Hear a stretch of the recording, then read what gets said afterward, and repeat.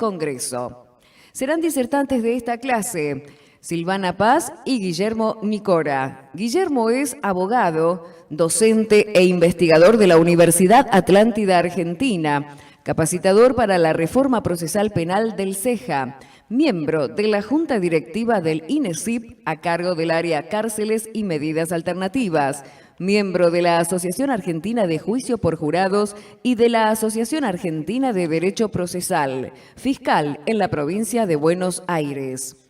Por su parte, Silvana es abogada, especialista en Derecho Penal, facilitadora y entrenadora en programas de justicia restaurativa, directora, docente de Unidad de Atención en Conflictos Juveniles, Facultad de Ciencias Jurídicas y Sociales, Universidad Nacional de La Plata, referente docente de Acción Restaurativa, directora del Centro de Justicia Restaurativa del INESIP, y lleva a cabo desde el año 2012 prácticas restaurativas en la comunidad y en el encierro con jóvenes y adultos. La moderación estará a cargo del señor Enrique Arnanz, a quien le cedo la palabra. Además de esta presentación formal que han hecho de este dúo dinámico, yo quiero presentarles como dos personas que a Silvana la conozco desde hace años, a Guillermo le he conocido ayer, nos saludamos y llevamos ya esta mañana hablando un buen rato. Dos personas que tienen toda la legitimidad para hablarnos de este tema porque son profundamente coherentes entre su práctica profesional y personal y su propio pensamiento y su propia ideología. Esa coherencia es una coherencia que les legitima para hablar con la autoridad con la que nos van a hablar de este tema tan interesante, que es principios de justicia restaurativa y lineamientos de política criminal. En realidad, tengo la intuición, por lo que les he visto en el desayuno que estaban confabulando, tengo la intuición de que van a hacer una lectura crítica de la política criminal desde el marco de la justicia restaurativa, lo cual me parece de una enorme salud colectiva el que hagáis eso. Yo quería, y permitidme, y ya cedo la palabra a Guillermo, quería además hacer una cosa de carácter personal, una presentación de carácter personal. Para mí es un regalo de la vida, un buen regalo de la vida, el estar estos días con vosotros aquí en Cipolletti. Y esto es posible en gran parte a Silvana. Yo a Silvana la he conocido tête à tête, que dicen los franceses, cara a cara, ayer o anteayer. Pero nos conocíamos mucho online porque fue alumna mía en un máster sobre justicia juvenil restaurativa de la Universidad de Ginebra. Tenía un grupo de 8 o 9 alumnas, eran todo, no, teníamos un alumno. Eran todo, es un tema muy importante analizar. 8 alumnas y un alumno. Y desde el primer momento Silvana era la más inquieta, la más sugerente. Le decíamos, dentro de 3 días tenéis que presentar el ejercicio. Al día siguiente ya lo había presentado. En fin, había que echarla al freno, había que echarla al freno. Yo creo que el auto de Silvana arranca en cuarta. No tiene ni primera, ni segunda, ni tercera. Y yo creo que acompaña esa forma, digamos, de trabajar con su propia forma de ser y con el código de valores que él tiene. Os puedo asegurar que Silvana y Guillermo y Silvana son dos personas a las que merece mucho, mucho la pena atenderles bien y escucharles y aprender de ellos. Muchas gracias. Gracias a vos, Enrique. Para mí es también un regalo de la vida poder estar hoy aquí con ustedes, no solamente para hablar de un tema que me gusta mucho, sino además compartir el panel con dos personas que me llevan una enorme ventaja a la hora de hablar de algo de lo que yo no soy especialista, que es en justicia restaurativa, prácticas restaurativas. No es mi campo de estudio. Yo soy un procesalista penal, si se quiere, un curioso investigador del rol del Ministerio Público dentro de la política y la sociedad, porque hace casi 25 años que trabajo como fiscal y porque me ha tocado desde hace ya muchos años participar en INESIP de procesos de transformación de la política criminal y de los sistemas de justicia penal de toda Latinoamérica y de muchas provincias argentinas. Y en esos procesos uno aprende mucho, conoce mucha gente que tiene mucho para enseñar y no necesariamente señoras y señores que han escrito libros. Uno aprende de todas las personas con las que interactúa. Y cuando lo decíamos hoy con Silvana, todos los que por alguna razón profesional nos ha tocado tener que visitar con cierta asiduidad las cárceles nos atrapan, aún a los que no estamos presos, porque nos quedamos toda la vida diciendo que no podemos dejar de trabajar con la cárcel, porque es así. Sin embargo, en mi presentación de hoy voy a hablar de muchas cosas que de alguna forma miran a la privación de libertad, pero que no son la cárcel. Yo quiero, antes de entrar en tema, y mientras Paula ahí está, ya tiene para muy eficientemente, como todo lo que ha hecho todo el equipo de Betiana y de INESIP, especialmente quiero agradecer a Celeste, que es mi compañera y una persona que hace muchos años que ha adquirido un saber trabajar en la organización de eventos de este tipo y que se ha encontrado con gente que lo hace maravillosamente bien desde el Ministerio y en general de toda la gente que participó en la organización y nos han hecho muy agradable el llegar a estar hoy acá. Voy a tratar de portarme bien porque la gente que opera las cámaras me va a odiar si me paro y empiezo a hablar de pie, que es lo que a mí me gusta hacer, pero cuando uno tiene que participar de una transmisión tiene que ser obediente y portarse bien. Pero quiero tratar de entrar al tema, que es un poco una presentación del centro, que creo que es lo que va a exponer Silvana, una mirada, unos pasos atrás del sistema que llamamos justicia penal, y esos pasos atrás son tan atrás que quiero invitarlos a pensar desde el paradigma en el cual se organiza la persecución penal del Estado. Pasamos, por favor. La idea es que vamos a hablar un poquito de dos miradas básicas, que son la del derecho penal infraccional o la gestión de la conflictividad.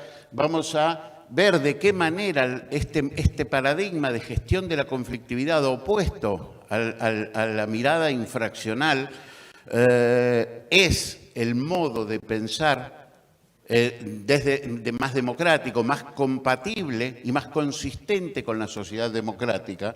Vamos a ver de qué manera las reformas, las transformaciones que Latinoamérica viene haciendo a los sistemas de justicia penal, que es una de las, yo diría que la más consistente de todas las políticas públicas regionales latinoamericanas, porque viene desde, si bien empezamos los primeros intentos en la década del 80, no por casualidad, al momento en que el cono sur de América Latina terminaba de barrer sus dictaduras y Centroamérica terminaba de barrer sus guerras civiles, empezando los procesos de pacificación, en la década del 80 los hombres que estaban al frente de los países de Latinoamérica empezaron a entender que no se podía consolidar modelos de gobiernos democráticos si no se construía una justicia y especialmente una justicia penal distinta. Entonces, todos recordarán en la Argentina el Consejo para la Consolidación de la Democracia, Carlos Nino, Julio Mayer, el proyecto Mayer de Código Procesal Penal de la Nación, que nunca fue, que luego fue el Código Procesal Modelo para Iberoamérica, y que desde el año 93 en Guatemala y hasta hoy todavía bajando país por país en toda Latinoamérica, es todo un solo movimiento de pensamiento y acción que trata de hacer una justicia penal acomodada a las necesidades de las personas y a las necesidades de las comunidades desde una perspectiva democrática que desplace ese modelo inquisitivo del que todos los que nos toca participar en algún proceso de reforma, inquisitivo versus acusatorio, no son modelos procesales, son modelos de gobierno, son modelos de organización social, son paradigmas que ahora lo vamos a ver un poquito más desde la raíz. Y son así de trascendentes. No es cambiar un código procesal penal no es solo cambiar una ley, es cambiar cabezas. Y este es el trabajo que también este Congreso tiene, de ayudarnos a reformatear nuestras cabezas, que nos cuesta mucho entrar en todo lo que tenga que ver con medidas alternativas, con justicia restaurativa, con justicia educativa, término que no conocía y que adquirí a partir de ayer. Todo esto nos parece bastante incompatible y de eso se trata un poco lo que yo voy a tratar de exponer. Vamos a ver.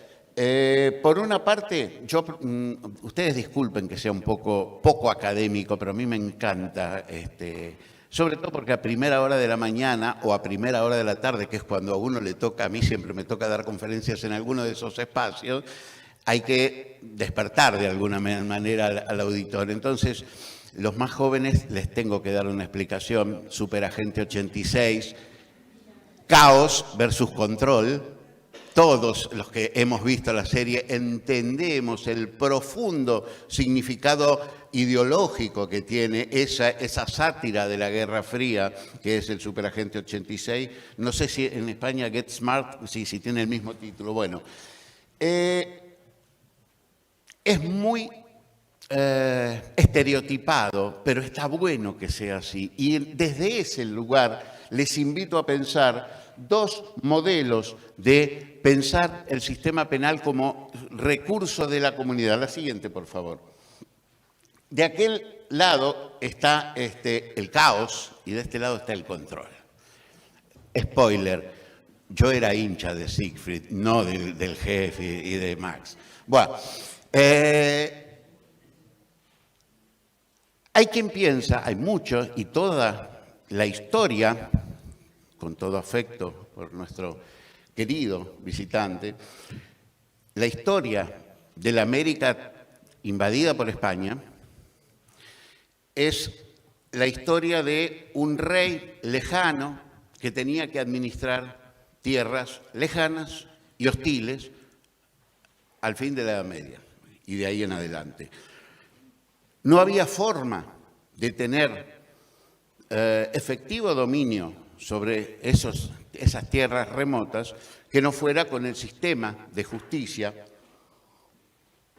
que nace, ya lo vamos a ver un poquito más adelante, nace de la historia de Europa, que ustedes saben muy bien, Enrique quizá no, para los argentinos que tenemos todavía estudiamos con los planes de estudios del siglo XIX, la historia de Europa es la única que nos importa en la Argentina, lamentablemente.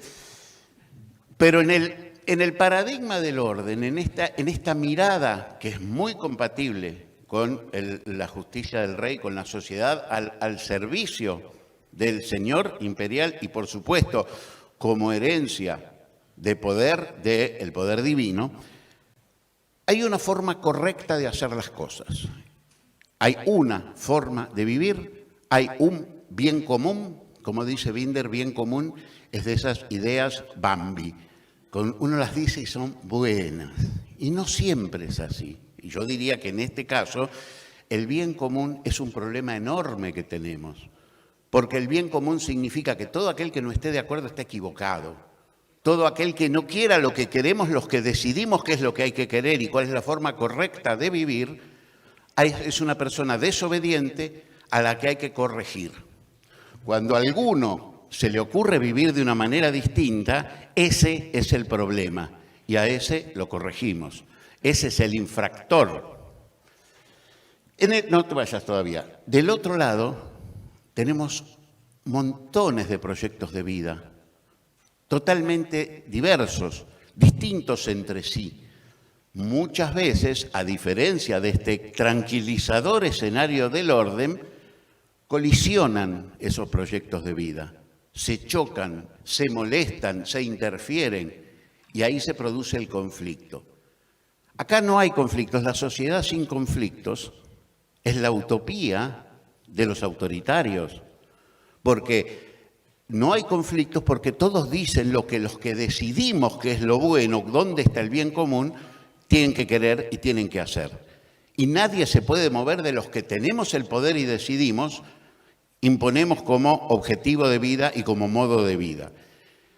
En aquel otro sistema, cada cual hace de su vida lo que le parece y lo que tratamos de hacer es ver de que todos los proyectos de vida puedan tener un rumbo, su propia utopía y sus propios logros, tratando en la medida de lo posible de que no interfieran demasiado, no interfieran al menos violentamente con el curso de vida y el plan de vida de los demás.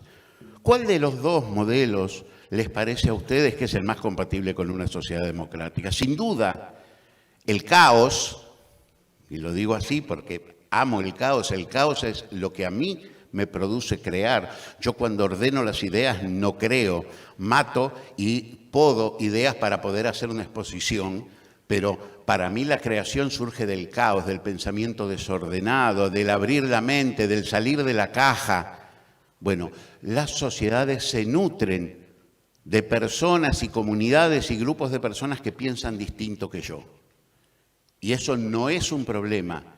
Qué bueno que estoy con vos, que pensás distinto que yo, y seguro que voy a aprender algo de nuestra interacción. Seguro que mi plan de vida a lo mejor sigue siendo el mismo, pero a lo mejor tiene algún condimento o tiene algún enriquecimiento o alguna tercera dimensión que le va a dar tu idea, tu mirada, tu crítica a lo que yo estoy haciendo. Entonces, en aquel modelo, en aquel paradigma que es el de la sociedad conflictiva, y no como un problema, sino bienvenido sea, o se creen que las mujeres no estarían avanzando en sus derechos sin conflicto. Sin conflicto las seguiríamos teniendo, cuidándonos, criándonos los hijos y planchándonos las camisas, mientras nosotros los varones nos sentamos acá a discutir sobre los temas importantes de la sociedad. Solo el conflicto produjo la política de memoria, verdad y justicia, que es un orgullo para la Argentina. Solo el conflicto produjo la emancipación política, todavía no del todo cultural, de los pueblos de América. El conflicto es el motor de la humanidad. El problema es la violencia, no el conflicto. Seguimos, Paula, por favor. El modelo de gestión de conflictos es central para una sociedad democrática. Uno de los problemas más graves de las democracias de todo el mundo, pero en particular de nuestra región, es que nos costó y nos sigue costando mucho tener una política de gestión de la conflictividad consistente. Y esto tiene mucho que ver con esta herencia cultural que tenemos, especialmente las mujeres y hombres del derecho, del derecho inquisitivo, del derecho colonial, del derecho pensado como una herramienta para que el poderoso continúe conservando su poder y que el explotado siga siendo explotado. Ese derecho, que no es solamente, aclaro, el derecho de la Real Audiencia y de las 12 tablas, que en realidad era bastante mejor que lo que vino después, digo las 12 tablas, sino que es el modelo de construcción de una sumisión que se perpetúa en el tiempo. Tenemos una enorme dificultad para entender y divorciarnos y cortar el cordón umbilical, los que somos más viejos, digo, con el código de Vélez-Sarsfield. Y si ustedes escuchan a una persona que, por cierto, nadie tildaría, como dice Enrique, de bolchevique, como Martín Bomer, porque muchos de ustedes habrán visto, habrán tenido alguna posibilidad de tener alguna clase con él, o habrán visto alguna de sus charlas TED, por ejemplo. Les recomiendo especialmente una que se llama El llanto de Moreira, donde esa está más que nada orientada a los que somos educadores de abogados, pero es importante entender que la lógica con la que se construyó este país, la lógica de la generación del 80, la lógica del lastimosamente bien amado Código de Vélez, es la lógica del derecho para asegurar que los que tienen riquezas sigan teniendo riquezas y los que no tienen riquezas no jodan, para decirlo en criollo. Y ese modelo de abogado que todos somos, porque para eso nos formaron, es el modelo de leer el Código Civil, de leer el Código Procesal y aplicarlo. Desde bastante tiempo, pero especialmente para nuestro país, desde la Reforma Constitucional de 94, ser abogado, es agarrar la Constitución, agarrar los pactos incorporados y decirle al poder, señor juez, mi cliente tiene este derecho. ¿Qué me va a contestar el juez? Perdón, en el código no está previsto. ¿Y a mí qué me importa que en el código no esté previsto? El derecho lo tiene porque lo tiene en la Constitución y lo tienen esos instrumentos internacionales que firmó nuestro país. Entonces, ábrame picada en el monte si no hay camino y deme paso al derecho de mi cliente. Eso es ser abogado en el siglo XXI. Y todavía seguimos formando abogados del siglo XIX que recitan dogmáticamente las leyes. Esto, transferido al sistema penal, es muy consistente con lo que casi todos nosotros, los que somos abogados, digo, y perdón que esté hablando para nosotros, pero los que no son abogados se tienen que sentir fuertemente concernidos y preocupados por este tema. Para nosotros los abogados, la ley parece que fuera todo. Para nosotros los fiscales, lo charlábamos recién con Enrique, todavía no terminamos de entender que tenemos clientes. No. Yo represento la legalidad, dicen mis colegas. Si la víctima, que se busque un abogado y que se presente como querellante o particular damnificado, que es como en mi provincia inventamos llamar al querellante para mostrar qué distintos que somos. Yo no soy abogado de la víctima, yo soy abogado del interés general de la sociedad, lo dicen todas las leyes del Ministerio Público. El mismo Ministerio Público que carece de mecanismos de comunicación con la sociedad, porque vivimos en el termo de al lado de los jueces y no tenemos mecanismos de participación popular que nos digan a los fiscales, fiscal, aceleren la persecución de estos conflictos, frenen la persecución de estos otros conflictos.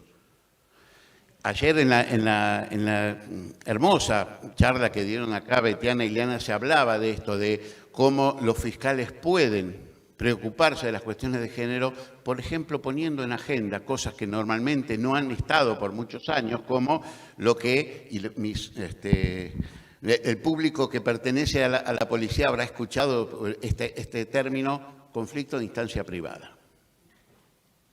Es una instancia, todavía hoy me llaman los policías para comunicarme un hecho, cuando estoy de guardia, doctor, lo llamo por una instancia privada. Es un señor que le está pegando a una mujer, pero es una instancia privada, parece que no fuera un delito. Bueno, los fiscales trabajamos así. ¿Por qué? Porque no entendemos cuál es el interés general de la sociedad, pese a que por la ley ese es nuestro objetivo supuestamente.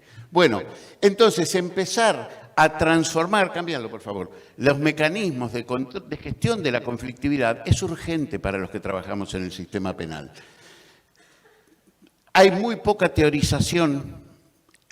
No es que no exista en la ciencia política, hay muy poca teorización al alcance de las mujeres y hombres del derecho respecto de los procesos democráticos. Parece que, no, esa es cosa de partidos políticos y nosotros en la justicia con los partidos políticos no queremos saber nada, salvo cuando estoy postulando para algún cargo, entonces tengo una bisagra en la cintura hasta que me dan el acuerdo del Senado. Espera. La cultura autoritaria, la visión negativa del conflicto, la sobrevaloración del orden. Qué bien que estemos todos sentados acá en vez de estar en un círculo, estar parados y hablando desordenadamente. Qué bueno que estamos ordenados.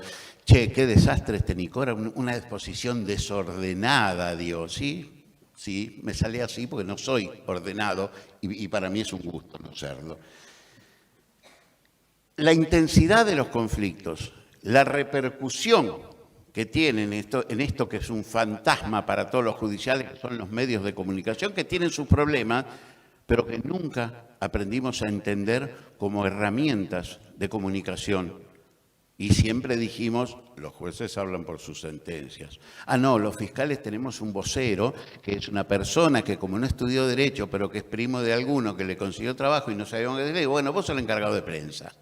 No tenemos, en general, por suerte está cambiando, pero en muchos lugares no tenemos profesionales de la comunicación trabajando en el Ministerio Público. Cuando se supone que un organismo que representa el interés de la comunidad tiene que tener muy aceitados canales y políticas de comunicación con esa comunidad a la que se supone que representa. Bueno, esta dificultad de comunicar qué es lo que hacemos, cómo lo hacemos y por qué lo hacemos, erosiona muy fuertemente la legitimidad de la justicia como sistema de gestión de los conflictos. Pasamos. Ese hastío que tiene la gente de nosotros, los judiciales, está recontra justificado porque nunca entendimos que era importante trabajar en esa comunicación. Los conflictos sobre los que trabajamos, los que estamos cerca del sistema penal, son conflictos muy intensos, son conflictos muy dramáticos. No se olviden nunca, sí pasa, que esto no es un truco, esto es una foto real, la googleé, no es que la saqué yo, ni la compré, pagué los derechos, si alguien tiene los derechos hablamos después. Esto, algunos lo deben conocer, esto es una curva de la autopista Ilia que pasa por encima del barrio 31, históricamente llamado con la Villa 31 en Retiro en la ciudad de Buenos Aires. Es una forma de ver las diferencias, las desigualdades de la sociedad. Los que vamos por arriba de la autopista, a mí me ha tocado pasar muchas veces por arriba y casi nunca en realidad me ha tocado entrar a ese barrio. Los que sí lo han hecho saben, lo mismo que saben los que visitan la cárcel, que hay otro mundo distinto a aquel en el que nos criamos. Seguí, por favor. Hay otra forma de ver la desigualdad. Esto es lo que los economistas llaman, una representación gráfica de lo que los economistas llaman el coeficiente de Gini. Es una herramienta econométrica que mide el grado de desigualdad, no de riqueza ni de pobreza, de desigualdad. Compara el X% más pobre contra el X% más rico. Este es un mapa desactualizado, debe ser 2014, 2015, pero lo pueden googlear y van a encontrar progresiones inclusive. Cuanto más arriba en aquella escala de colores, más desigual. Cuanto más abajo, más igualitaria es una sociedad económicamente hablando. Como verán, aún África, que sin duda es el continente más pobre, tan pobre que casi un 40% de los países que lo integran no habían informado cuando hicieron este mapa sus mediciones, no es el continente más desigual. El continente más desigual es Sudamérica, Latinoamérica en general. Fíjense que se ve clarito donde empieza, al sur del Río Bravo, donde empieza la dramática desigualdad de nuestras sociedades. Seguimos. En esta sociedad tan desigual es como, y esto los patagónicos lo saben muy bien, la caída, tiene un nombre que yo nunca aprendí, la caída de agua de una represa hidroeléctrica. Cuanto más diferencial es el nivel con los metros que cae el agua, más potencia produce, más energía produce. Cuanto más desigual es una sociedad, más potencia tienen los conflictos de esa desigualdad. Entonces, yo reivindico, y otra provocación como la del superagente, poner a un Papa y a Trotsky en la misma diapositiva. Pero la verdad que ahora que logramos tener un Papa argentino y peronista, tenemos un Papa que dijo desde su primer discurso, hagan lío. A ver, ¿qué estaba diciendo? Y yo no es santo de mi devoción el señor Bergoglio, pero en realidad no tengo santos a los que brindarle ninguna devoción un poco en eso. Soy peor que Enrique porque ni siquiera tengo fe.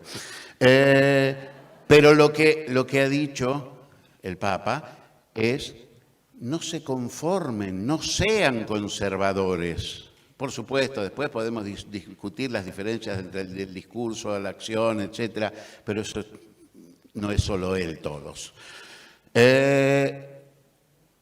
No hay que problematizar en el sentido de criticar el conflicto, sino lo que hay que hacer es trabajar con él. Dale, por favor. Uno de los problemas más curiosos, esta foto, para los que no lo recuerdan y para nuestros visitantes, es lo que llamamos el gendarme carancho. Explico. Gendarmería es una fuerza de seguridad que supuestamente está a cargo de cuidar las fronteras y hace muchos años que colabora en protegernos de los otros, los que nos roban y esas cosas, ¿no? Eso a nosotros. Entonces, en algún momento había un sindicato de izquierda, que no son muchos en la Argentina, que estaba protestando por tratando de, digamos, tomar el control de una empresa gráfica que estaba en un conflicto, había cerrado, un vaciamiento, etcétera. Como no podían cortar, esa es la autopista panamericana, es la principal ruta de acceso a Buenos Aires, como no les permitían cortar porque los reprimían muy severamente, inventaron subirse a vehículos y circular a muy baja velocidad, produciendo enormes taponamientos de tránsito. Entonces, como el gobierno, en ese momento el gobierno peronista, tenía una política de no represión, mucho menos de la protesta social, ¿qué inventaron los señores del orden? Fue un gendarme a tirarse, ahí está la foto, muy bien tomada por un periodista, arriba de uno de esos autos para fingir que había sido atropellado y entonces ahí hacerlos descender a todos del auto, detenerlos porque habían atropellado a un gendarme. Entonces, la fabricación de delitos para proteger el orden y el cumplimiento de la ley, lamentablemente, es política de Estado en nuestro país. No es un invento de los policías seres perversos. Los mandan a hacer eso. Los mandamos a hacer eso. Aunque no lo haga yo explícitamente, ni Betiana, pero como sociedad votamos a las señoras y señores que ordenan estas cosas. Y estamos pensando además en votar a las señoras y señores que ordenan estas cosas las próximas elecciones. Y esto son decisiones de las que nos tenemos que hacer cargo. Pero esto de combatir el hambre comiéndose a los pobres, pareciera que no es una buena idea. Cambiamos, por favor.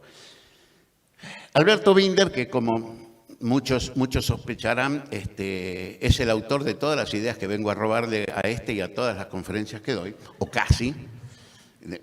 Alfredo Pérez Galimberti dice que somos los Salieris de Binder, ¿no? Le robamos ideas a él. Bueno, dice claramente en este libro, con menos éxito del que merece, que es de las repúblicas aéreas al Estado de Derecho, la idea de las repúblicas aéreas surge de una carta de Bolívar y habla de nuestros países de ficción.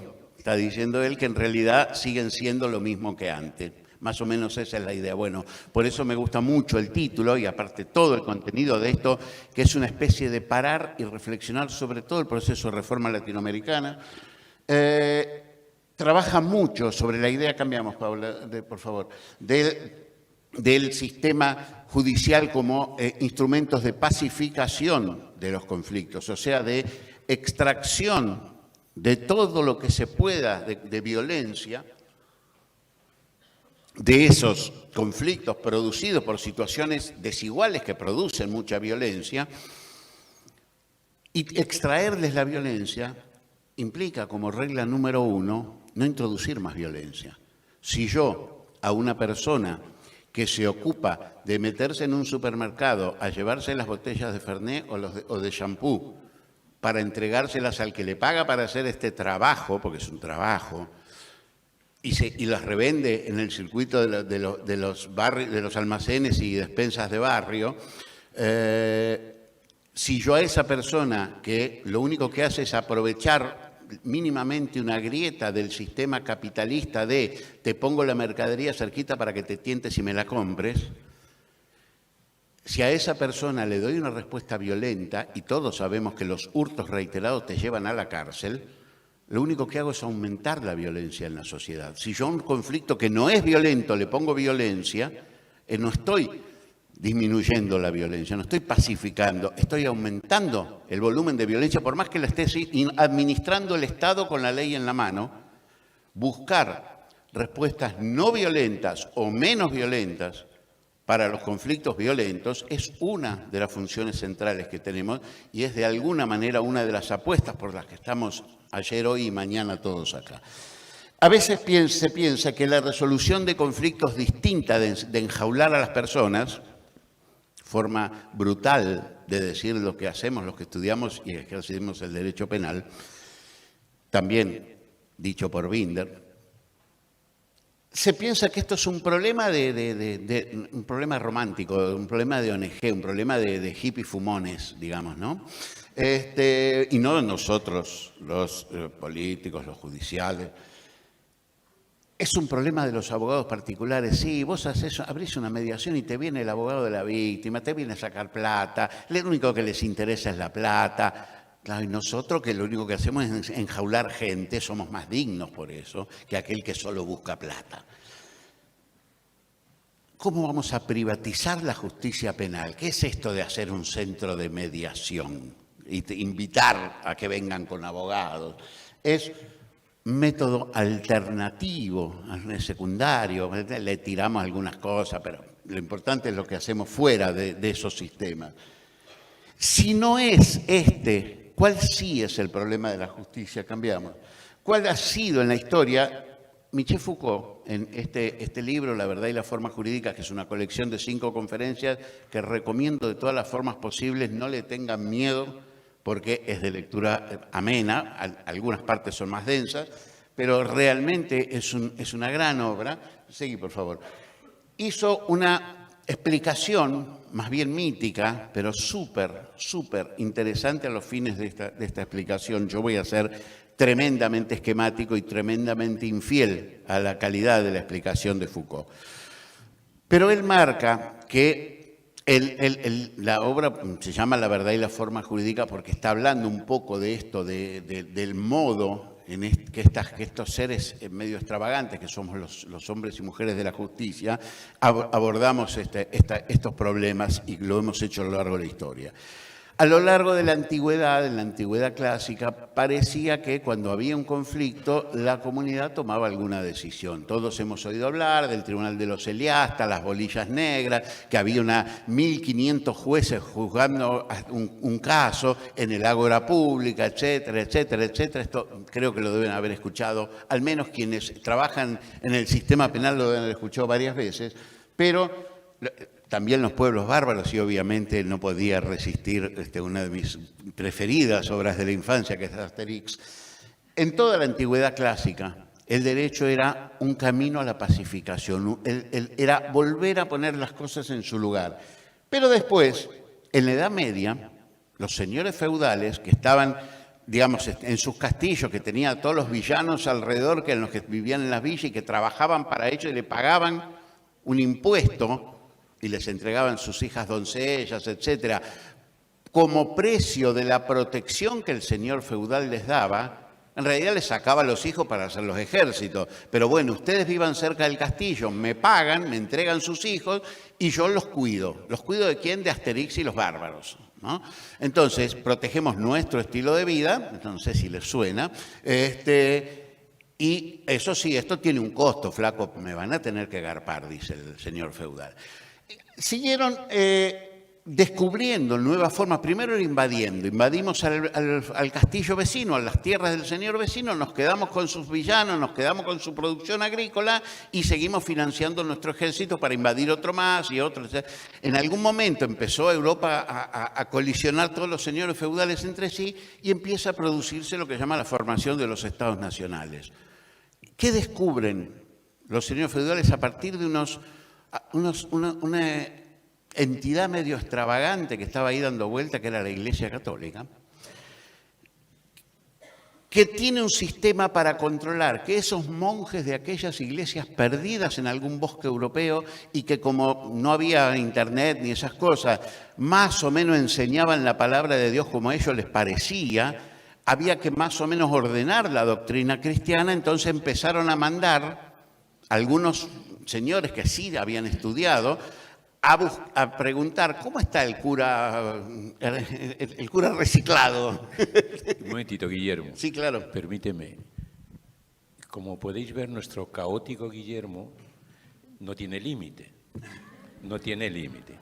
Lo podéis ver, lo estamos experimentando, pero lo siento, te guste o no te guste, vamos a concluir. El orden existe. Y el orden te lo impongo yo. Qué bueno. Entonces, sé que no se te puede moderar porque tú eres en tu propio mapa genético inmoderado, pero tienes nada más 5 minutos. Entonces tienes 5 minutos más de caos. Gracias. Para que te realices a ti mismo y luego, eso sí, que hable Silvana la moderada. Décadas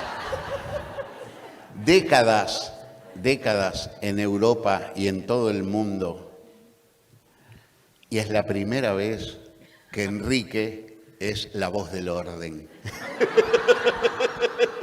Lo he logrado. Bueno, sí. Descubrieron los señores feudales que había un negocio mejor que la invasión para financiar la construcción de poder, que era la administración de justicia. Léanlo en Foucault, está clarísimo, seguimos. Cuando empezaron a expropiar el conflicto, así como antes decían, tú me pagas los impuestos, yo te protejo de los invasores bárbaros, ahora es, tú me entregas el control de la sociedad, el control sobre tu vida, obedeces mi ley y yo te doy la paz. Cuando alguien comete una infracción, cuando Juan le pega a Pedro, no está lastimando a Pedro. Eso no es importante. Pedro es otro estúpido igual que Juan. Lo que está haciendo es ofendiendo la autoridad del rey. Y por eso merece castigo. No por pegarle a Pedro, sino por desobedecer al rey, por desobedecer al Estado. Y ese es el derecho penal infraccional. El motivo del castigo es la desobediencia de la ley y no el daño causado al otro. Seguimos. Esto tiene una tremenda importancia en la construcción del poder estatal. Todavía hoy estamos dando vuelta alrededor de esto. Esto es una cita de Binder que habla de pensar una justicia orientada a la solución de conflictos y no a el cumplimiento de la ley. Seguimos, por favor. Y con esto, sí, estaba muy bien el punto de moderación de Enrique, porque esta es la última diapositiva. Tiene muchas ideas, pero para tirarlas, para pensarlas o para discutirlas, no hoy, sino en los próximos 30 años, cuando yo ya no exista. Así de ambicioso soy. No sé qué pasa en todo el país, pero sí en la provincia de Buenos Aires, de donde yo vengo y donde yo trabajo, ha habido una tremenda tergiversación de la justicia de paz. La justicia de paz, que en su momento era algo así como un vecino caracterizado al que se le daba una cierta autoridad estatal para solucionar conflictos de los demás, a veces ni se les pagaba, pasó a ser justicia de paz letrada. O sea, había que ser abogado para ser juez de paz. Y luego de eso, por presión del gremio de los abogados, los juzgados de paz hoy en la provincia de Buenos Aires hay 20 departamentos judiciales, hay una ciudad, a veces dos, que son cabeceras del departamento. Todos los municipios que no son cabeceras de un departamento judicial tienen un juzgado de paz. Ese juzgado de paz, por presión de los abogados y del gremio de los abogados, que no quería subirse 200 kilómetros en auto para hacer su trabajo todos los días, se transformaron y son hoy pequeños juzgados civiles y comerciales donde se tramitan expedientes y donde si vas sin abogado te dicen camine a casa, busque un abogado y después venga, o que venga su abogado y mejor si no viene usted. Esto es lo que llamamos la justicia de paz. Desapareció la justicia de vecindad, la justicia de pequeñas causas. La conciliación comunitaria es una respuesta también caótica, a veces desordenada, puntual, anecdótica, pero que termina supliendo lo que el Estado decidió no hacer más, porque el Estado decidió que su sistema de justicia estaba para conservar la ley, que es para conservar el statu quo de los que tienen el poder. El conflicto penal parece que quedó totalmente excluido del sistema de resolución de conflictos. Parece que la tutela judicial a la que pueden aspirar las víctimas es a que el victimario se pudra en la cárcel. Es lo único que creen los que hacen la política criminal de este país, lo único que creen que quieren las víctimas y lo único que le ofrecen. Como decía ayer muy bien Ileana, Góngora les prometió a las mujeres víctimas de violencia un expediente y un trámite judicial, no una solución a su problema. No hay una visión de lo que decíamos de disminución de la violencia social. No estamos trabajando lo suficiente en quitar del sistema penal conflictos que cayeron ahí porque como todos los demás sistemas de gestión de la conflictividad funcionan mal y están colapsados y los sistemas de justicia penal reformados dan alguna apariencia de respuesta, que es la prisión preventiva. No, viene una denuncia, ¿cómo ya lo soltaron? Si ayer lo denuncié, lo metieron preso y ya lo soltaron. Sí, pero mire, todavía no hicimos... Pero ya lo soltaron. ¿Por qué? Porque la sociedad aprendió que lo único visible del sistema de justicia penal es la prisión preventiva. Entonces, obviamente es lo que esperan de nosotros. Métalo preso y después hablamos si es culpable o no. Y entonces cada vez más conflictos quieren ir por ese camino, en vez de vamos a buscar otros lugares donde solucionarlos. Hay toda una discusión que no es motivo de este Congreso, pero sí está vinculado, de lo que llamamos seguridad democrática. Hubo algunos comentarios al pasar en estos días y está bueno que nunca deje de estar presente la vinculación. Esto de que, no, los judiciales no tenemos nada que ver con la seguridad, porque eso no es problema. ¿Y entonces para qué están? A ver, háblame de teoría general de prevención positiva, negativa. ¿Para qué estamos? ¿Para repartir dolor nada más? Esto, y con esto cierro, los municipios son actores centrales de los sistemas de resolución de conflictos. Casi no hay, en mi área específica, que nos pareció que ensanchaba indebidamente los objetivos de este Congreso, meter mucha información y disertaciones sobre medidas alternativas, pero que están claramente vinculadas con lo que aquí se está discutiendo, que ese es el área mía de trabajo en el instituto. Es imposible llevar adelante ningún programa de medidas alternativas si no hay un municipio como efector de tratamientos de adicciones, de cursos de formación laboral, de dispositivos de masculinidades. Todas estas cuestiones se gestionan mucho más eficazmente desde lo local, porque el gobernante local se cruza todos los días con los que lo votan y con los que le avalan o le rechazan. Los que están en las capitales provinciales están bastante lejos, y ni que hablar en la capital federal de la República Argentina. Entonces, apostar a que estos problemas de política criminal, estos problemas de cómo utilizamos los sistemas violentos del Estado, es una discusión comunitaria, es una discusión de todos, no es una discusión de abogados ni mucho menos de penalistas. Esta es una de las propuestas que creemos indispensables para construir respuestas más democráticas a los conflictos violentos. Esto es lo que tenía para decir. Muchas gracias.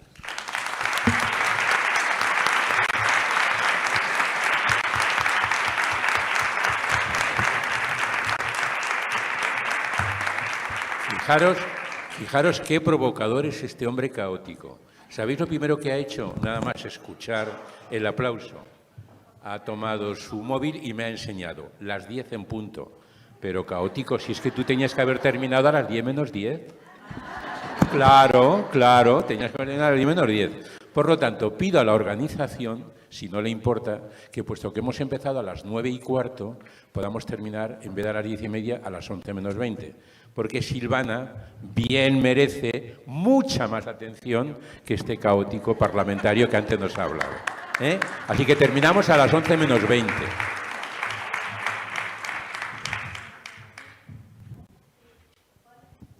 El PowerPoint lo tiene acá el compañero y le vamos a poner el primer slide porque vamos a conversar un poquito con los compañeros que están presentes. Primero, bueno, ¿se lo podríamos pasar? Se llama Silvana 1. ¿Se oye bien? Tiene un nombre encriptado. Silvana 1 se llama. Bueno, a ver, por ahí me gustaría un poquito conversar con ustedes y preguntarles, ¿quiénes son abogados? ¿Pueden levantar la mano? Ok. Ahora, ¿quiénes son educadores? Fantástico. ¿Quiénes son de seguridad? Buenísimo. Entonces, voy a permitirme, si les parece bien, bajar un poquito la información al lenguaje más llano que podamos manejarnos para que lo podamos internalizar, porque el objetivo de este congreso, que hemos trabajado muchísimo con el comité académico, del cual aprendimos muchísimo, la idea nuestra es poder sensibilizar respecto de las prácticas restaurativas. Entonces, una de las cosas que hicimos, porque lo hacemos todo con el equipo, Silvina Paz, mi hermana, Silvina Mignona, Sandra Furio, todo el equipo que viene trabajando en esto hace rato, muy entusiasmados por esta modificación de esta idea del primer congreso rionegrino, es contarles que hay otros países, como por ejemplo Costa Rica, que ya tiene una legislación y que establece específicamente para el caso de las personas menores de edad el derecho a ser informado sobre la justicia restaurativa como alternativa para promover la restauración personal, ¿sí? Ante un hecho penal vamos a darle el derecho a que se informe que puede ser restaurado. Establece este derecho y también para que trabaje el daño causado a la víctima y a la comunidad. O sea, clarito, tiene derecho a ser informado de que hay un proceso restaurativo y esto se basa porque el niño, como todas las personas, del niño para arriba, somos sujetos de derecho y ser sujeto de derecho significa que podemos ejercer nuestros derechos y elegir entre un proceso retributivo, o sea, un proceso sancionador y un proceso restaurativo, que es un proceso que tiene otras lógicas. ¿Qué es la justicia restaurativa? Podemos preguntarnos a esta altura. Y vamos a decir que es la justicia, va a ser una metodología que tiene como objetivo estar más centrado en la reparación que en la punición. O sea, la lógica, el foco va a la reparación en lugar de ir a lo sancionatorio. Pero no podemos dejar de lado que muchas instituciones, la justicia, la seguridad, la educación, la administración interna de cada organismo institucional, tiene una mirada sancionadora. Y esto tiene que ver con que, en cierta manera, tenemos que iniciar un camino diferente, un camino para cambiar esto, porque los resultados, lo que entendí hasta ahora de todo lo que venimos trabajando desde ayer, los resultados que nosotros estamos obteniendo son resultados que no queremos, son resultados que no nos abastecen, son resultados que no llegan a integrar a la víctima y al ofensor en la comunidad y, por otro lado, provoca que las sociedades no sean ni seguras ni inclusivas. ¿Estamos de acuerdo con eso hasta ahora? Más o menos fue lo que... Perfecto. Entonces, si lo vemos desde el orden normativo, la justicia restaurativa como modelo de gestión de los conflictos es un modelo de justicia que atraviesa distintas áreas. La justicia, la educación, la seguridad, no es solo del sistema de justicia. Uno de los problemas que tenemos es que la idea sostenida históricamente en el sistema penal es que la justicia es la justicia que sanciona. Y esto sucede porque el sistema judicial tiene el monopolio de la fuerza. El juez tiene la lapicera que encierra.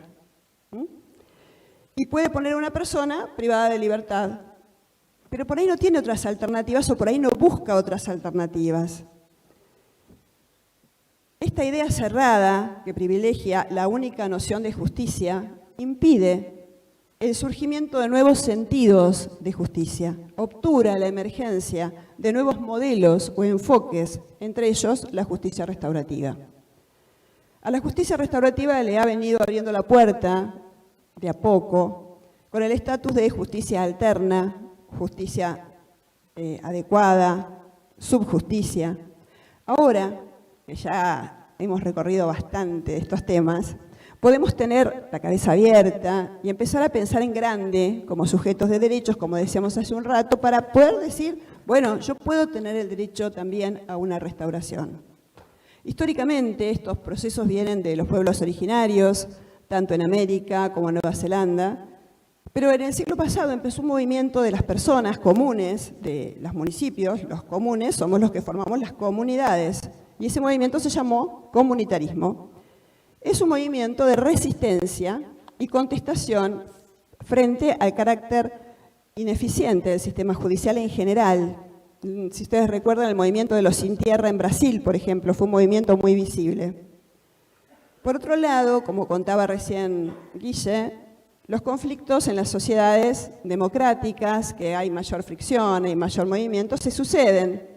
Y tenemos que saber que tenemos una sociedad heterogénea, estratificada, y faltan accesos para la gestión de todos los tipos de conflictos que se suceden en hogares, en familias, en el trabajo. Entonces el desafío que tenemos que asumir, entiendo, blanqueando, poniendo blanco sobre negro, es el desafío de una gestión adecuada de los conflictos, pronta y efectiva, porque parece ser que los conflictos ingresan al sistema judicial, la respuesta no es deseada, pero a su vez quedan en estado de proceso y no hay una respuesta ni pronta ni efectiva. En ese andamiaje, entonces, la práctica restaurativa previa a calificación de las personas que trabajan en esto pueden dar una respuesta cualificada, o sea, una respuesta mejor. Quiere decir mejor porque desde el inicio busca la reparación de los vínculos rotos por el delito e incorpora la intención de comprender, ¿no? De comprender la humanidad del problema que acompaña durante todo el proceso. ¿Y por qué agarra y toma esta voluntad de comprender? Porque en algún momento, en el marco del proceso restaurativo, ambas personas, la ofensora y la ofendida, dejan de serlo. Y se lleva a cabo el derecho a ser restaurado, tanto para la víctima como para el ofensor, y también para la comunidad donde se ocasiona el hecho delictivo, porque en una esquina donde aparece un homicidio o aparece un delito contra la integridad sexual, esa esquina ya deja de ser segura. La regla entonces sería volver a la solución eficaz de los conflictos por medio de la restauración. ¿Pero de cuáles conflictos estamos hablando? ¿De todos? No. Solamente aquellos que la cultura tolera. En realidad tenemos que pensar, podemos pensar, mejor dicho, que el enfoque de trabajo restaurativo no lo es desde el punto de vista punitivo. La idea es acercarnos a la realidad para conocerla. La única verdad es la realidad, decía Perón. Y en esa línea podemos decir que la justicia penal es selectiva y en realidad trabaja con los delitos con los que se choca. Por eso, a pesar de que hay un alto índice de homicidios en Brasil, por ejemplo, el lugar que estudié, vamos a tener las cárceles llenas de personas que cometen delitos groseros. El fiscal en la Argentina, la figura del fiscal en nuestro código, viene del fiscal, como decía él, del fiscal del rey, que en la traducción argentina se transforma en el fiscal del Estado. Por lo tanto, al fiscal del Estado le cuesta agenciarse del interés de la víctima, diferente al fiscal americano, que es el fiscal del pueblo. Y jamás se le ocurriría no hacerle caso a lo que le está pidiendo el interés de la víctima. Entonces, ¿cómo salimos de esta lógica sancionadora? Creo que tenemos que traer a la víctima. Tenemos que alojar a la víctima y hacer un espacio para ella. Es muy importante, entonces, reconocer qué pasa con este poder sancionador, porque causa daño y brinda respuestas que no son completas. La justicia restaurativa la entiendo como un trabajo necesario y, como decía recién, cualificado, que asume un acceso a la salida del sistema penal como respuesta reforzada. Es decir, no es que no te pasa nada, al contrario, es un proceso en el cual vamos a generar estrategias de trabajo, estrategias de apoyo, estrategias de cuidado, trabajo en red, para que nunca más vuelva a cometer ese delito. En base a esta evidencia fáctica clara, esta propuesta es de acceso a la salida de la justicia penal, porque dentro del sistema penal no se tiene acceso a derechos integrales. Entonces, no se cumple el fin social que establece la ley de ejecución, que establece que el fin es la reinserción social. Entonces, el fin es social, no punitivo. En ese encuadre necesitamos un nuevo aparato conceptual, o sea, nuevas palabras, nuevas formas que habiliten el lugar y alojar, que es diferente que contener. Acá el agua está contenida y la víctima no necesita que la contengamos en un proceso, necesita que la alojemos en su necesidad. Necesitamos entonces un módulo, la construcción de respuestas basadas en un paradigma democrático de gestión de conflictos. La víctima necesita ser escuchada y el ofensor es el único que le puede dar las respuestas. Y la comunidad debe participar en este proceso. Tiene una potencialidad muy grande esta recomposición del tejido social. Estas prácticas pueden ser utilizadas, como dijimos hoy, en ámbitos judiciales. Pienso en las escuelas y los problemas internos de las escuelas. Pienso también en los temas de ejecución penitenciaria. Ayer vimos la cantidad altísima, diría el Chavo, ¿no? La cantidad alta de casos tramitándose en el sistema penal y nos evidencia un crecimiento exponencial y la mayoría de esos casos pertenecen a víctimas de grupos vulnerables, mujeres, niñas, niños pobres, migrantes. Y cuando cursan sus reclamos, reciben respuestas que no abastecen lo que ellos necesitan. Entonces encontramos que en realidad hay respuestas que no abastecen a las preguntas. Y al delito se le suma la violencia de la no respuesta o de la respuesta tardía, violencia institucional. Entonces después decimos, ¿por qué no sostienen las demandas? ¿Por qué traen todo a tribunales si después este argumento le va a servir para un archivo? En consideración desde la justicia restaurativa, consciente de su mandato, la justicia restaurativa se va a abocar, se va a enfocar en el daño causado. Busca reconocer que las conductas punibles y los delitos son, más que una violación a la ley, son actos que afectan las relaciones sociales de las personas y de las comunidades. Esto lo basamos en un doctrinario muy conocido en justicia restaurativa que se llama SER.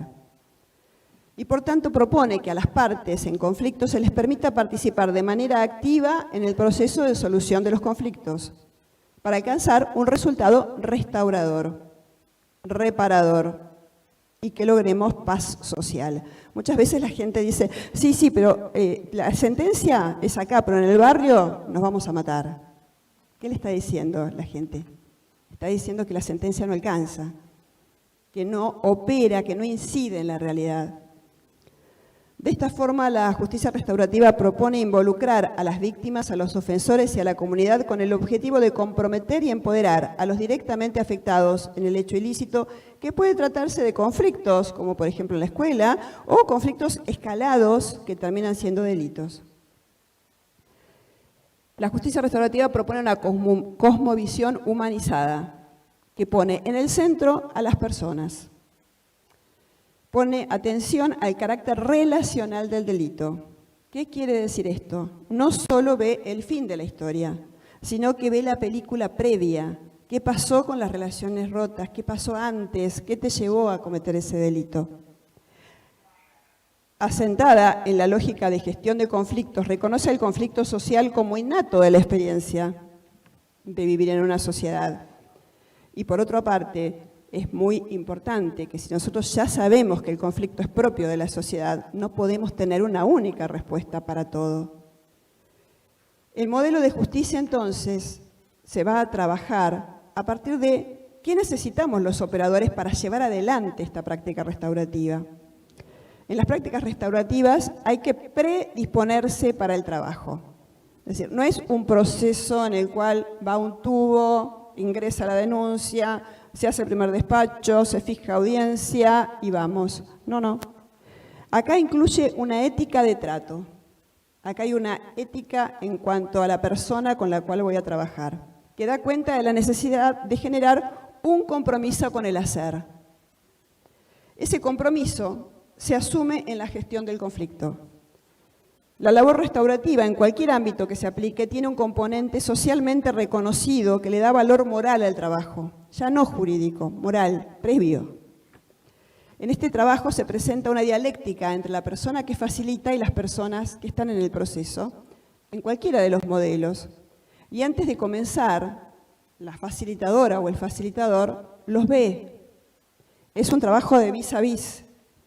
Es un trabajo donde tenemos que reconocer a la víctima, sus necesidades, sus complicaciones, sus contextos. No es lo mismo una persona sola que una persona con 5 hijos.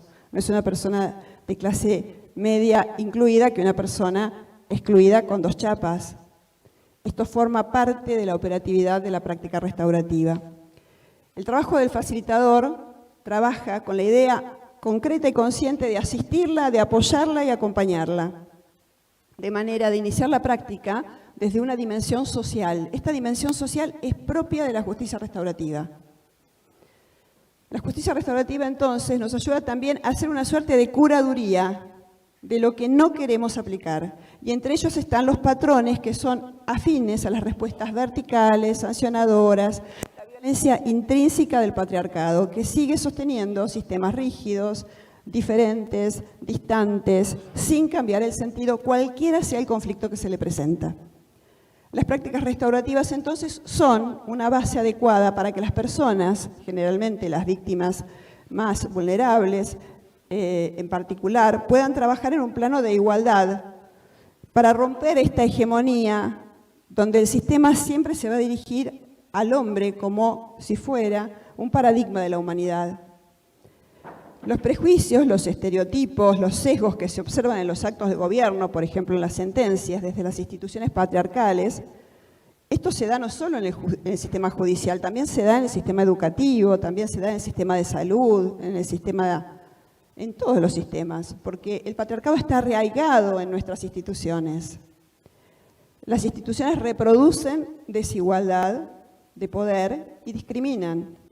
Son relaciones desiguales fundadas en el poder de, que es aquel que limita la libertad de decisión de los seres humanos, el poder para, que restringe la participación en las decisiones, el poder sobre, donde a partir de la fuerza se somete a unos sobre otros.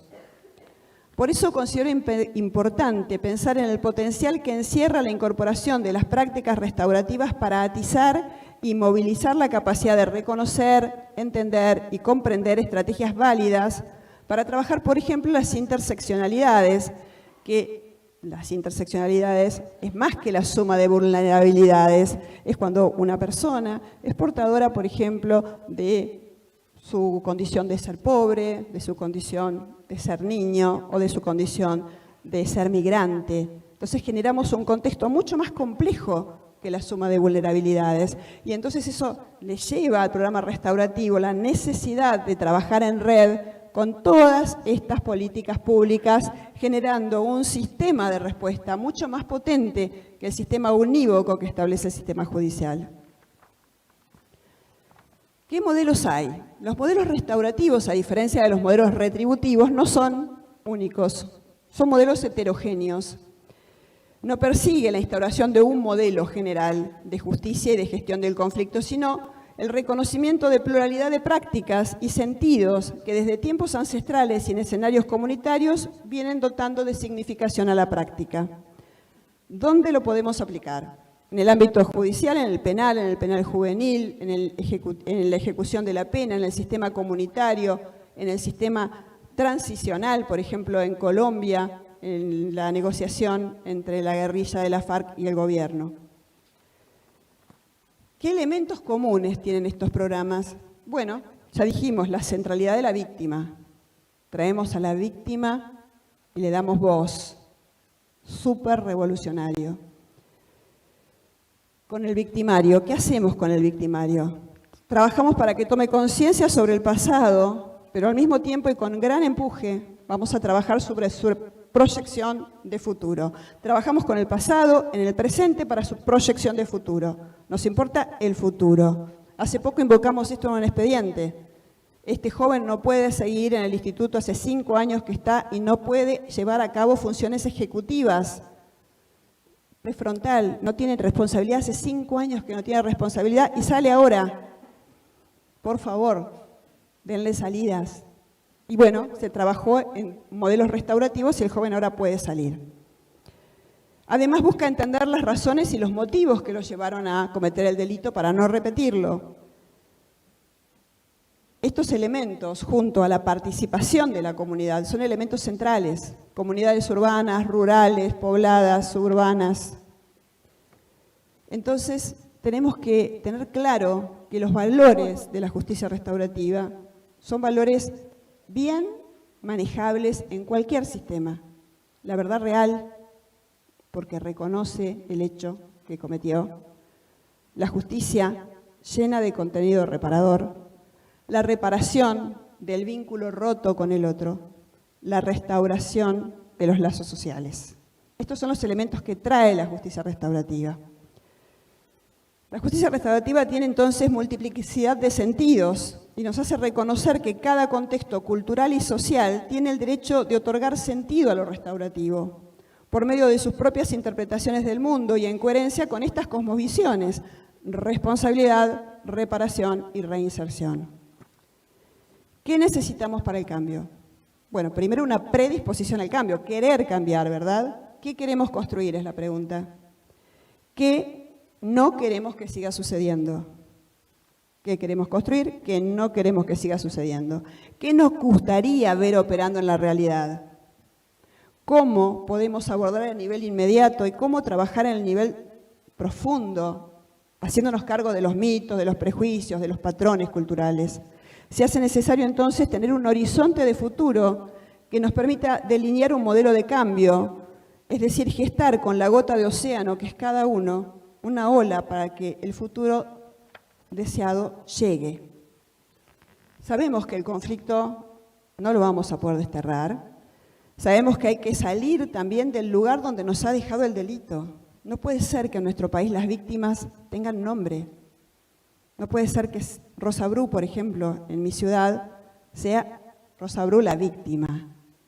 Tenemos que lograr que las víctimas se egresen de su estado porque también tienen que duelar todo esto y ser parte de la comunidad. Y es maravilloso cuando en un programa restaurativo, víctima y ofensor egresan de esa condición y se transforman en comunidad y vuelve el sentido que tanto estamos buscando.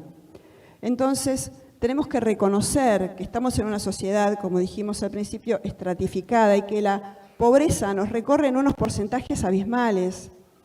Y esa pobreza es una condición estructural que obtura el acceso a derechos. Entonces, el programa restaurativo es una plataforma de acceso a derechos humanos, porque los hace más visibles, porque los veo, porque está ahí, porque no es un expediente. Muchos países de la región iniciaron este proceso de cambio y no lo hicieron a ciegas.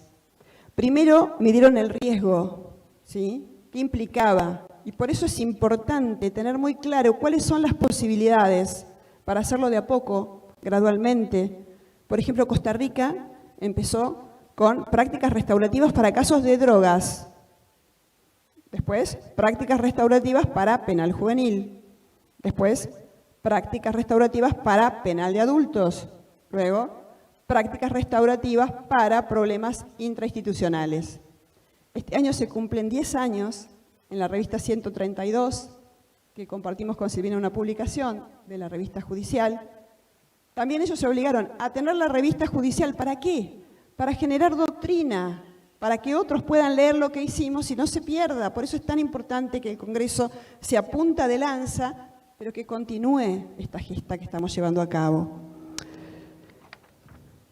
Los códigos procesales, y ahora ya en el ámbito judicial, pusieron muchos institutos con remisión a gestión de haceres restauradores, fuera del sistema, con base comunitaria.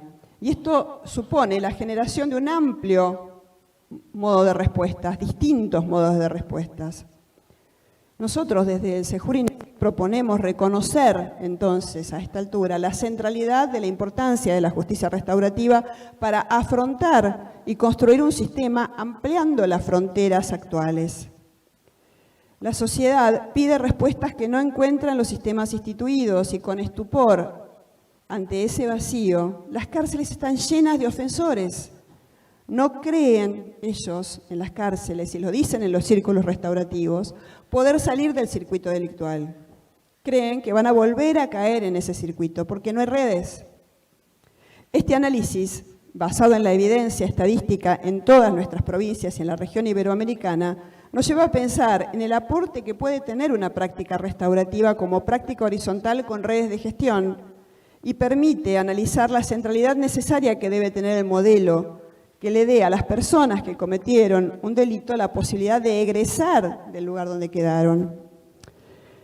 Por eso el Congreso busca este gran valor, que es sensibilizar el valor específico del hacer restaurativo, que funciona como un sistema de cuidado en lo comunitario, un sistema de inclusión social en el área penal juvenil, un sistema de acceso a la justicia en el penal de adultos. ¿En base a qué? Al derecho a ser restaurado. Ese derecho que Costa Rica ya lo tiene en el Código. Ese derecho que te hace ser ciudadano. Ese derecho que te completa. Y es fabuloso ser ciudadano, 100% ciudadano. No 50% ciudadano o 100 gramos de ciudadano. Es importante ser ciudadano de un país. Desde este lugar, entonces, registro básicamente el problema de la falta de consistencia entre la pregunta y la respuesta. ¿Qué sabemos hasta ahora? El Congreso nos presentó la integral ruta crítica en el día de ayer, en la gestión del conflicto, donde todo estaba centralizado en el sistema de justicia. Vieron que ayer la ruta crítica era cantidad de causas que ingresaron, cantidad de causas en proceso, y esa ruta crítica, que nosotros veíamos números y causas, son personas ofensoras, personas ofendidas, personas que son vecinas de la que le pasó el delito. Entonces, Pienso en Río Negro, pienso en su extensa geografía, pienso en los ríos, pienso en la costa, pienso en las montañas y pienso en que todo esto también es una dificultad de gestión, ¿verdad? Entonces pienso también qué importante sería que haya prácticas restaurativas en los espacios tan alejados, porque a veces la orografía te juega una mala pasada, te quedás lejos y la justicia está en la otra punta. Y como decíamos, los contextos son heterogéneos y estratificados y son pobres. Y aparte tenemos culturas distintas. Entonces todos estos atravesamientos, interseccionalidades, nos llevan a pensar en qué podemos llegar a pensar en una salida del sistema. El sistema restaurativo de derechos se presenta como un sistema multinivel, como recién les contaba, que se integra no solo con la política criminal, sino con otras políticas de Estado, la educativa, la económica, la sanitaria, es decir, van en línea con los derechos amparados por los protocolos de derechos económicos, sociales y culturales, de derechos políticos, conformando de esta forma no solamente la respuesta judicial como respuesta económica, sino un concierto de intérpretes, porque va a haber alguien que va a abastecer la política social, alguien la económica, alguien la educativa. Entonces, vamos a ser más ciudadanos. ¿Qué tal que se genera un sistema donde en los distintos ámbitos existen distintos centros de atracción y resolución restaurativo que integran, pero ninguno se interpone a la solución más justa, la causa que va a provocar el menor daño en las personas? Pero estemos atentos, porque sin perder de vista que muchas veces la cultura institucional de nuestras propias organizaciones y sumado a ello la burocracia, termina transformando todo en expediente.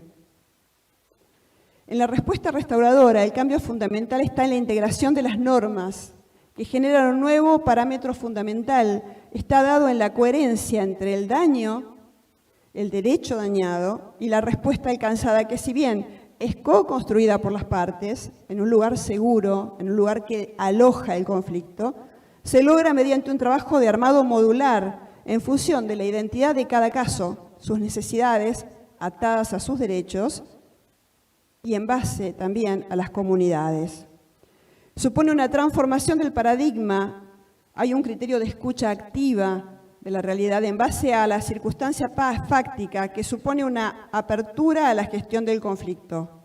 No trabaja entonces en clave de bienes jurídicos, sino más que nada en clave de derechos victimizados. Estamos hablando de procesos que se ensamblan sistemáticamente e interdisciplinariamente en diferentes capas jerárquicas. Desde este espacio les propongo que se piensen ustedes mismos en este momento, a partir de ahora. Vamos a pensar en cómo llevamos a cabo en nuestro metro cuadrado una práctica restaurativa. Ya sabemos que la práctica restaurativa busca respuestas integrales. Ya sabemos lo que no queremos. Ya sabemos que necesitamos trabajar con otros sistemas. Ya sabemos que necesitamos conocernos y calificarnos entre todos, porque si eso no sucede, en algún punto el sistema va a caer. Cuando Guillermo decía, para que funcione las medidas alternativas, tiene que haber un municipio que tenga X condición, lo que estaba diciendo es que necesitamos redes restaurativas que trabajen en clave de derechos para que el acceso a la justicia exista y sea real. Por eso desde el CEJUR-INESIP proponemos recuperar la efectividad de los derechos mediante formas y modelos restaurativos, pues permiten contemplar su contenido y hace al grosor moral de la respuesta institucional, construye la paz social y la seguridad como derecho humano de las personas y las comunidades. En este punto yo quería contarles también, y ahora sí pasamos el power, que todo esto que acabo de contarles se relaciona directamente, con este primer seminario que en el año 2005 hizo el ANUD en Costa Rica, y que con Silvina y con un puñado de 20 personas de Latinoamérica empezamos a diseñar el primer manifiesto de justicia restaurativa, que se basaba en las normas de Naciones Unidas y en la Carta de Aracatuba, 2005, donde hablábamos de sensibilizar y de promover procesos restaurativos. ¿Seguimos, Sil? Todo esto que vemos acá es lo que acabo de contarles, porque nosotros llevamos a la práctica lo que ya planteamos en la declaración y en las prácticas penales juveniles también lo que dice la Declaración Iberoamericana de Justicia Restaurativa, que trabajaron todos los ministerios públicos. Seguimos. Pero hay que hacer la travesía. Tenemos que hacer como Colón, nos tenemos que mandar. ¿Sí? Tenemos que llegar, pero llegar de la mejor manera posible. Por ese motivo, tenemos que pensar claramente que el desafío es superar la mirada del delito y empezar a mirar en esto relacional que tenemos acá, en una lectura relacional del fenómeno criminal, correr el eje de lo judicial que ronda en la función de la causa penal para crear oportunidades de transformación social. ¿Seguimos? Estos modelos nosotros los realizamos en las personas privadas de libertad, desde el año 2012 en la cárcel de mujeres con niños.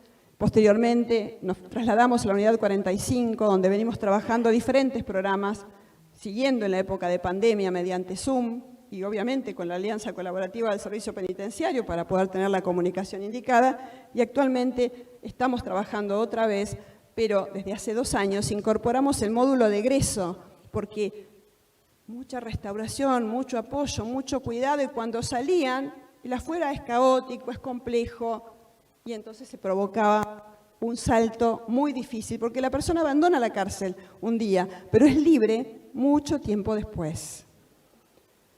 Fíjense ustedes, y esto lo traigo a colación, porque el objetivo mío, siguiendo los lineamientos de Enrique, que para mí es un maestro súper lúcido y la vida me dio esa posibilidad de conocerlo, siempre trabajé en la cárcel con esta cosa de luces largas, de prepararnos para la libertad. Sin embargo, la pandemia nos jugó una mala pasada y hubo una resolución medio poco clara y empezaron los motines. Y a 100 metros de donde estábamos trabajando nosotros, donde están la gente que trabaja con nosotros, los chicos, los privados de libertad, empezó un tremendo motín con todas las personas en el techo. Y ellos salieron al patio, se reunieron y dijeron, nosotros no somos presos, nosotros ya cambiamos, nosotros estamos restaurados. Y se guardaron. Posteriormente, la autoridad penitenciaria y ellos fueron calmando los pabellones y tuvo un reconocimiento por el propio servicio penitenciario. No era nuestro objetivo que se porten bien, pero estaban tan restaurados que se portaron fantástico. Otro programa restaurativo, víctima ofensor. Este joven está por un homicidio en ocasión de robo, tiene 17 años cuando lo detienen y le dan 15 años de pena. Después se baja a 10 años de pena. Este joven se enteró por otro que hizo un programa restaurativo y desde el año pasado nos viene llamando. Él nos llama. No nos llama ni la defensora, ni nos llama la fiscal, ni nos llama el juzgado. Quiero ser restaurado. Porque fui a la audiencia y estaba la víctima. Y yo tenía que hablar con la víctima, pero a la víctima no le habían entregado el cuerpo de su papá que yo maté. Y yo quería explicarle, y la víctima le hablaba al juez diciéndole, ¿cuándo me vas a dar el cuerpo? Y la verdad que la víctima tenía razón, y yo no tuve palabras para explicarle. Quiero tener palabras. Y acá estamos trabajando con él la reparación. Con él trabajamos muchísimo el expediente. Ayer les contaba a mis compañeros qué importante fue abrir el expediente y que él vea, que no era que era de casualidad, había mucha prueba, y que el señor no solamente se murió, sino que le hicieron una autopsia, le sacaron todos los órganos y lo volvieron a coser, y eso también es parte de lo que él hizo.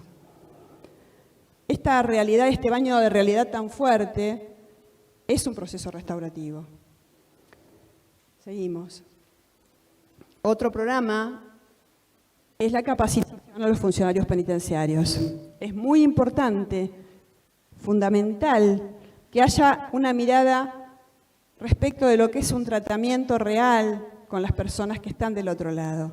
¿Quiénes son esas personas? Estos cadetes tienen la misma edad de las personas privadas de libertad.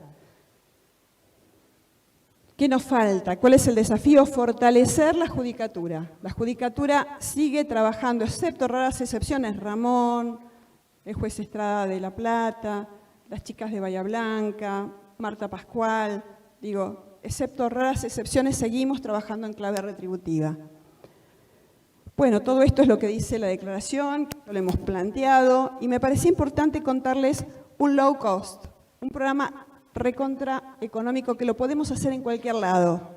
Y este programa lo hacemos en particular con esta Genia, que es una profesora de dibujo, que es una artista plástica, que me llevó y me ayudó muchísimo a reconsiderar el programa que nosotros habíamos planteado. Porque estamos con esto, con chicos que vienen desde este lugar.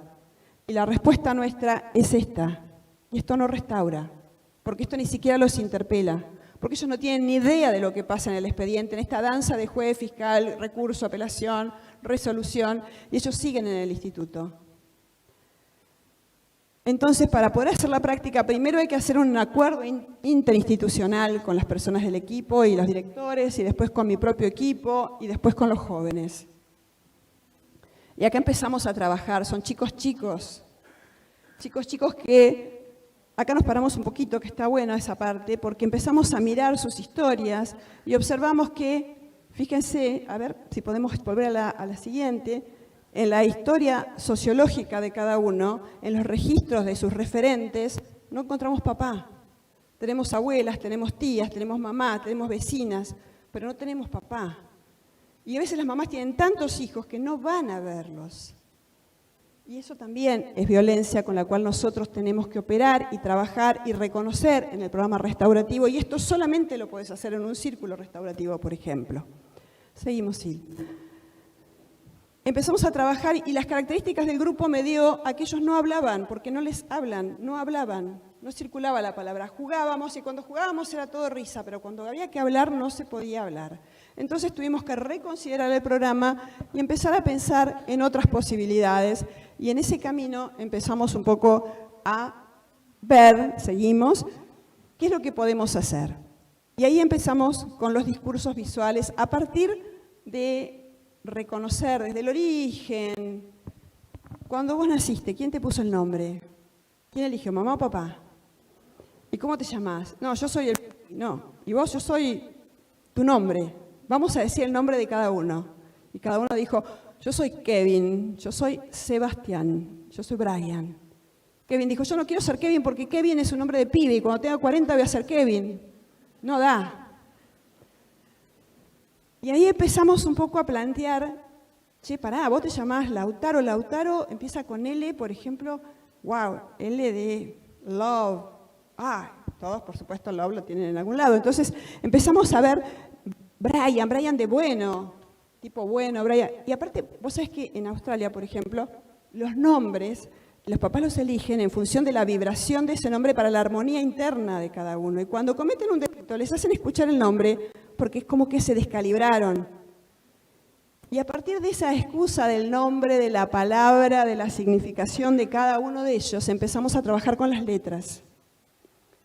Y a ponerle color y con Alejandra Barranquero, que es la artista plástica, empezar a contarles que cuando tenés dos colores que son complementarios, el cerebro genera energía y hace el tercer color. Generamos energía positiva.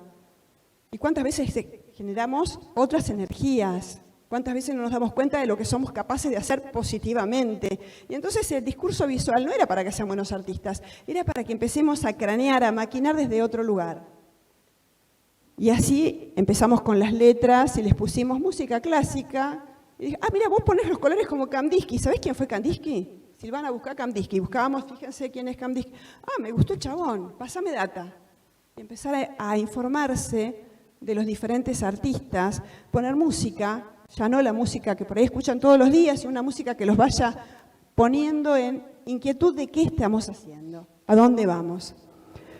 Pasamos del papel al vinilo, low cost, 2x2 de vinilo, nos fuimos de mambo con las medidas, la verdad, porque se nos fue complicando, pero agarramos y empezamos a hacer nuevas letras. Y fíjense ya que la letra no es rígida, la letra ya empieza a tener vericuetos, empieza a tener grosores, empieza a tener otra estética, y empezamos a mirarnos las manos, porque, a ver, tu mano y mi mano es distinta, porque somos todos distintos, porque los contextos son distintos, y porque está bueno que vos seas distinto a mí, y está bueno que yo te respete. Entonces empecemos a hacer las letras distintas y las volcamos en el plástico, y empezamos a dibujar, y ya no nos alcanzó la mesa, fíjense que ya estamos en el piso.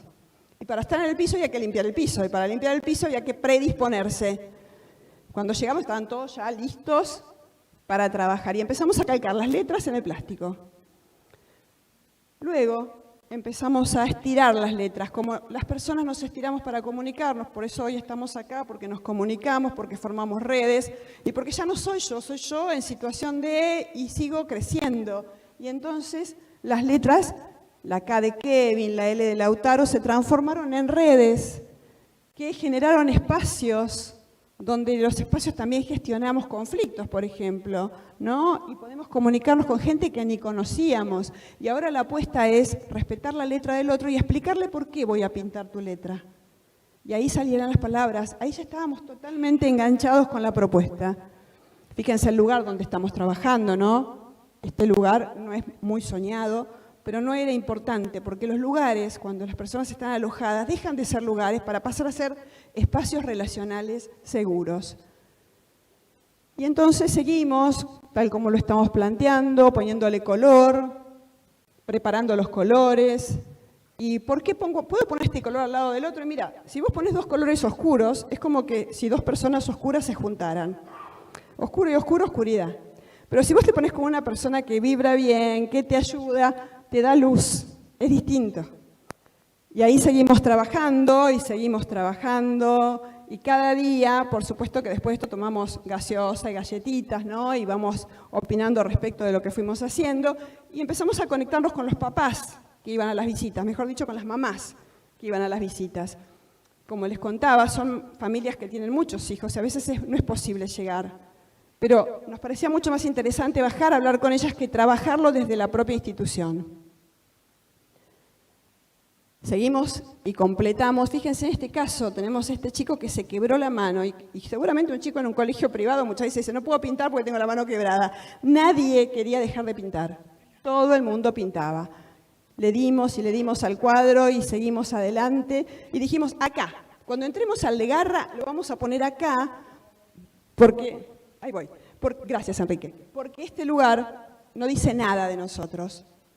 Y pusimos el cuadro y nos llamaron de la municipalidad para invitarnos a una feria de voluntariado. Entonces nos pusimos a trabajar. Y antes de seguir, lo que dijimos es, si vamos a llevar el cuadro a la feria de voluntariado, hay que firmarlo. Yo no sé firmar, dijo uno. Y el otro dijo, no pongamos el gancho. Si vos ponés el gancho... Nadie pone el gancho. Le explicamos, mira, el gancho es distinto porque esto es penal. ¿Y acá sos un artista? Ah, bueno, entonces acá sí. Entonces ahí todos pusieron la firma y fue recontra lindo ver cómo ellos iban poniendo la firma y armamos estos señaladores que traje acá y armamos las miniaturas de la obra que están acá y de a poco fuimos pensando y nos dice la de la municipalidad, les mando la obra y me dicen, está muy buena, ¿la podemos subastar? Pero dijimos que le íbamos a poner en la puerta. La obra no es mía, no puedo. Que voten. Entonces empezamos a participar. ¿Votamos o no? Bueno, que sí, que no, que unanimidad. La obra se subasta el domingo. Pueden venir y no, porque no hay gente, no importa. Vamos nosotros, ¿me alcanzás eso? ¿Está ahí adentro? No, acá, corazón. Vamos nosotros con un cuadernito. Ayer me preguntaban cómo sensibilizás a las personas. Y en la feria les fuimos contando a las personas quiénes eran y qué hacían y que les dejen mensaje. Y las personas fueron poniendo diferentes mensajes de agradecimiento, de motivación y fueron entendiendo, fueron comprendiendo todo el proceso evolutivo. Fíjense la Feria de Voluntariado de La Plata, enfrente de la catedral de nuestra ciudad. Todo el equipo de FARA trabajando, la gente iba y visitaba y leía los carteles que son los que tenemos acá, nuestra tecnología es bastante posible, ¿sí? Todos podíamos llevar a cabo la tecnología y el proyecto se llamó, el proyecto se llamó Chispa, Caramelo y Sonrisa, porque somos chispeantes, porque está en una canción, porque nos faltan sonrisas.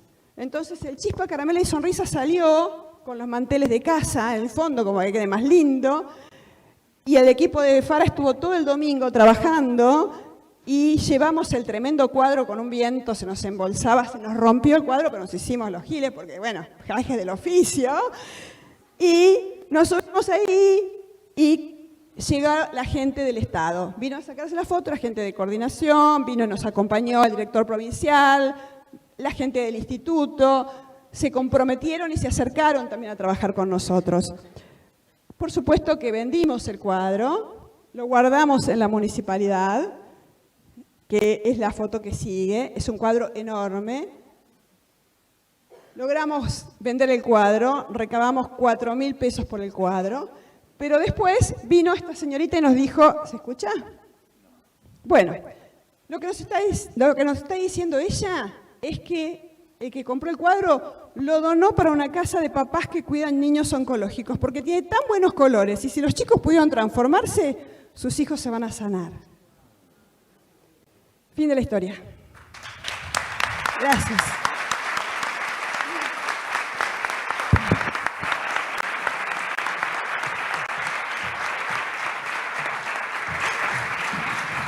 Bueno, perdón porque no hemos cumplido los plazos, pero siguiendo los principios de don Guillermo el Caótico, el orden es un violento desorden.